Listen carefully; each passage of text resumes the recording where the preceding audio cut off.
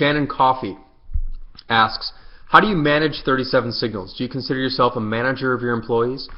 I mean, technically, yes, I guess I'm a manager of people. I don't like to manage people, though. So one of the things that we tend to look for when we hire, actually this is going back to the hiring question, is hiring managers of one, is kind of what we call them.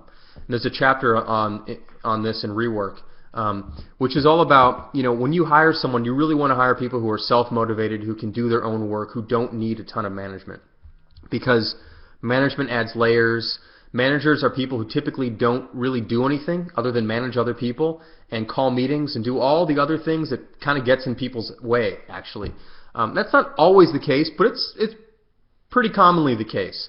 You can find yourself just doing paperwork and managing people all day, and that's not really adding any value to the company. So we want people who, everyone at 37 Signals actually contributes to the product or to the customer experience in some way. They're not just calling meetings and they're not just managing people.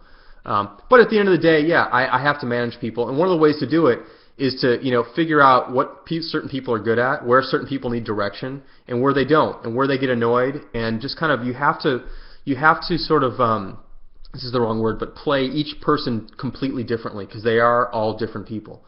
So some people I know who work for us just don't like to be bothered sometimes during the day, and you can kind of get a feel for them, and the longer you work with them, the more you know. Some people like more feedback, and they want more feedback. They want constant feedback. Some people don't like feedback until later, until they've delivered something for you to look at. Some people want sort of collaboration along the way. So you just have to get to know everybody, and the longer you work with people, the better you get to know them.